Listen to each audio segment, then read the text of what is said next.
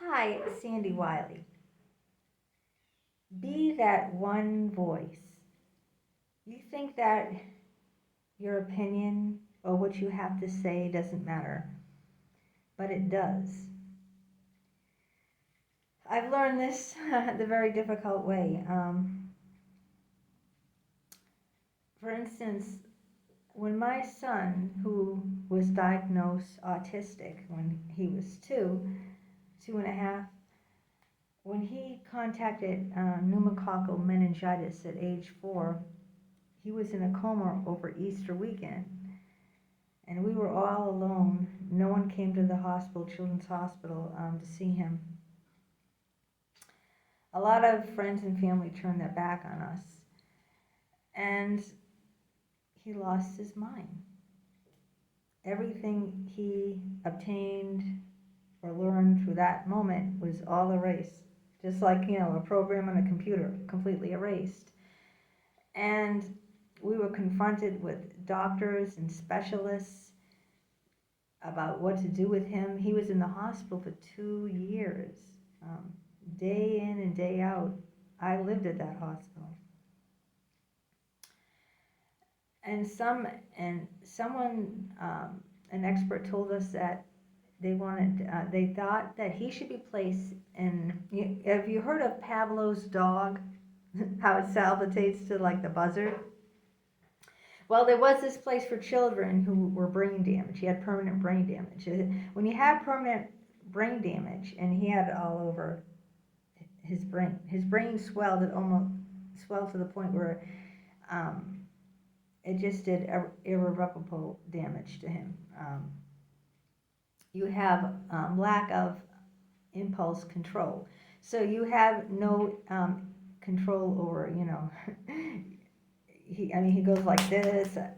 He has no control over, things, his body, his impulses, like we do. Those of us that don't have brain damage. And they wanted to put him in this place where, like Pavlov's dog, when a child starts to act up, they give him an electrical shock, you know, a real bad one that would, make him, paralyze him so he couldn't continue the behavior. I don't even know how these places, what year was this? Like this was in 2000, 2001, like that.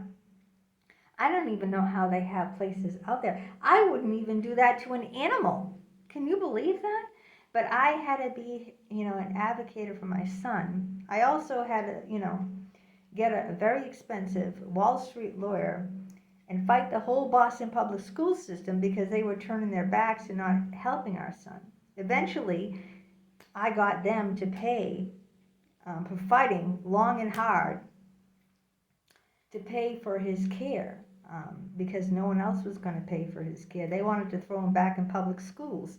And you can't put a brain damaged child in the public school system that has no impulse control and that's lost their mind. I can't even sit down in a chair. He was strapped to a wheelchair and he was put in a sumer bed. That's a bed with a zipper that's netted like a cage, like you see in zoos, okay, where animals are locked in cages.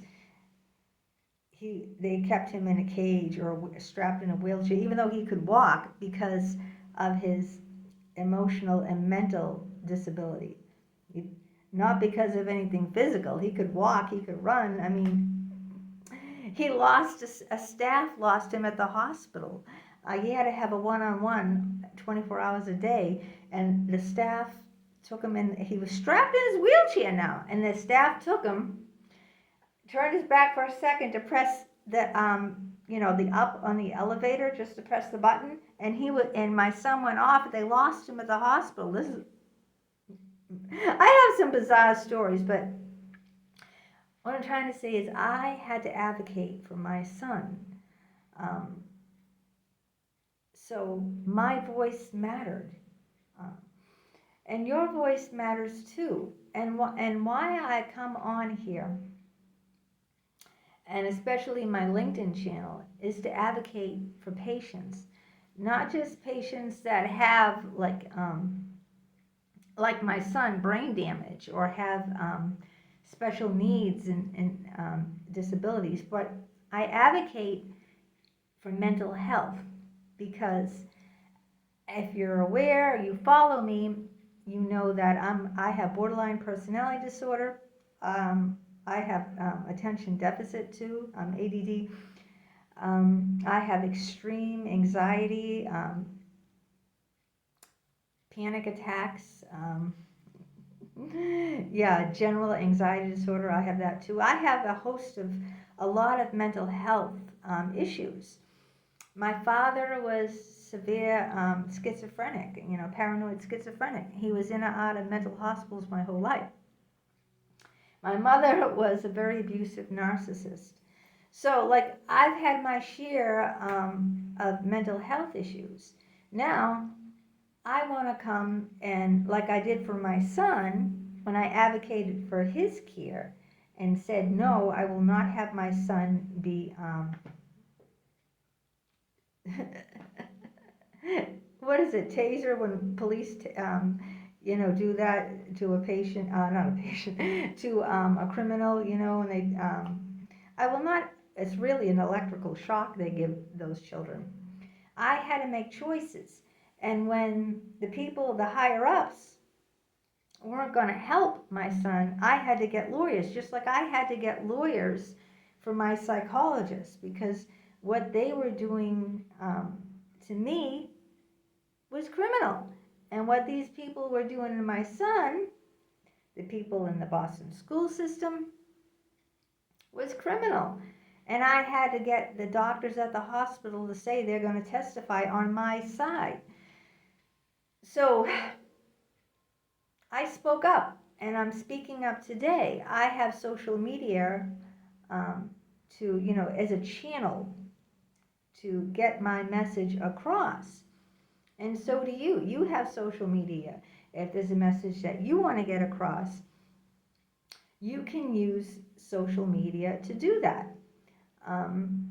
And today, I try to get across that sometimes you have to be an advocate, because people like my son who can't help themselves, or like I was when I was, being abused by therapists, I was too, like, in the forest to see the green. They controlled my mind. I was, I had to get completely separate myself from that for at least a year and a half to see the damage that caused, and to now be an advocate for people with mental health issues. And I've written many books. Unfortunately, they're not on the bestseller list or anything like that, because I don't have a ton of money to invest in editors and agents. You need to have a lot of money to invest in. You got to have an editor. You have to have an agent to promote you. I don't have any connections because I'm not in I'm not in the field. I'm not working as a journalist for newspapers, television stations, or, the like, where, I have a foot inside the door, so to speak. So to get, what I need, like a lot of other people whose books I read, because I really love autobiographies and reading about people's lives, very fascinating, but I still write the books anyway. I still spend years every day writing, putting out articles, doing these YouTube videos, even if it reaches a very small audience, I'm still reaching someone. And I will still continue, despite I don't get paid anything for my YouTube, big fat zero. Nothing. I get paid minimal for my books. I might have a few people a month buy some of my books, but that is not like someone on the bestseller list probably has hundreds and hundreds of people buying in a day, in one day. And that's not happening because, like I said, I don't have the networking, the connections. I'm not, a journalist. I'm not working in the social media platforms like the magazines or the news stations or magazines or anything like that. I am like a one-woman show. I don't have anyone or anything to back me up. I've got to do it alone. And when I was fighting for my son, like I told you in the beginning of this video, I was a one-woman show then too. I was fighting all alone. There was no one to back me up whatsoever. I had no friends, no family. I had absolutely no one.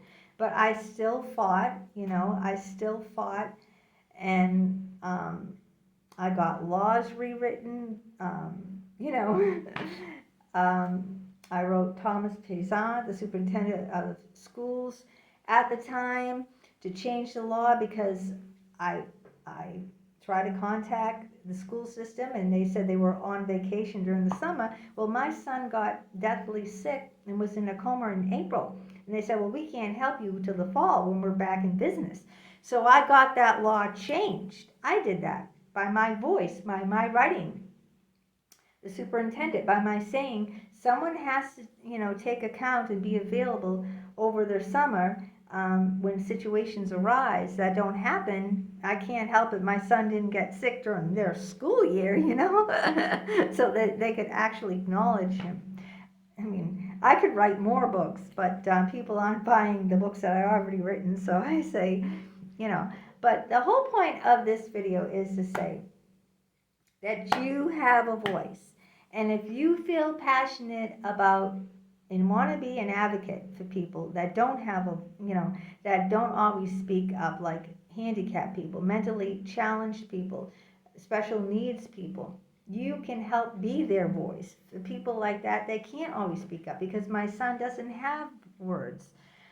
He has very limited words. Or someone who who has words but isn't mentally healthy enough to be, maybe it's just a struggle for that person just to get out of bed and brush their teeth or take a shower. Maybe that, even those minor things that we take for granted, like, jumping out of bed, taking a shower, brushing my teeth, I just take that for granted. But there are some people where that's an extreme struggle, that just to do those things that people don't even think about is such a struggle, and let alone trying to find their voice.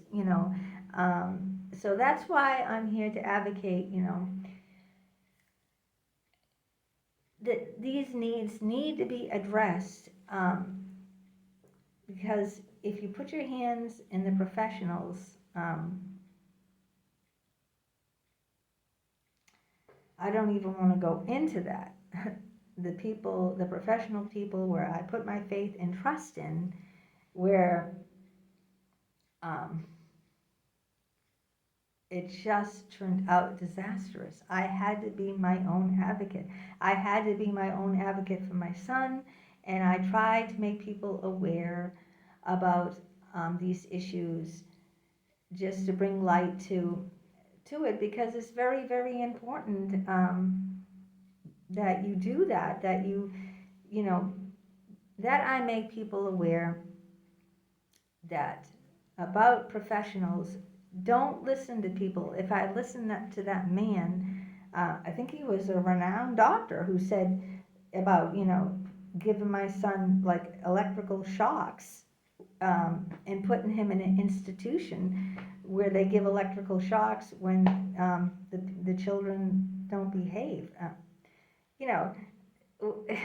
Just saying that, I think they shut the place down. You can look it up. I don't know what it was called. This was like, God, over 20 years ago, okay? So it was a long time ago. But if I was like, mamsy-pamsy, and I said, oh, yeah, we got to do this, or we got to do that, or, when I see something isn't right, even if it's a law, I change the law. I change the law, okay? If you see something and it isn't right, go about changing the law. I did. I got a lawyer and I fought for my son. I fought the whole Boston public school system and won. And they had to pay for my son's care. I was an advocate for my son when they wanted to give him electrical shock treatments. You see? And now I'm fighting for mental health on my LinkedIn channel, trying to educate people about these doctors who sexually, abuse, exploit, and take advantage of people like me, who don't know any better, well, I didn't know any better back then, who I put my faith in these psychologists. So I'm going to keep advocating, and I'm going to keep speaking out about these issues because they're very important, and I'm just one person and one voice, but hopefully that's all I need to get it out there. And that's my message for you today.